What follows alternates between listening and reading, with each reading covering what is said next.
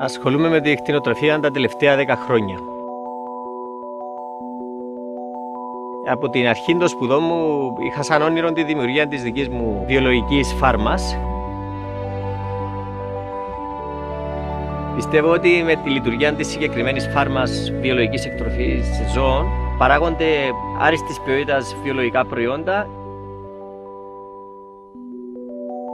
Επίσης, ιδιοπαράγουμε τους σανούς που τρέφονται τα ζώα, που είναι πάρα πολύ σημαντικό. Είναι μέσα στην όλη ιδέα μιας βιολογικής εκτροφής. Πρέπει να ξεκινάς από την παραγωγή των σανών μέχρι το τελικό προϊόν, το οποίο είναι το γάλα. Στη συνέχεια, το γάλα το στέλνουμε σε ειδικό γαλακτοκομείο, όπου το επεξεργάζεται και φτιάχνει τα βιολογικά γαλακτοκομικά προϊόντα με τη δική μας ονομασία.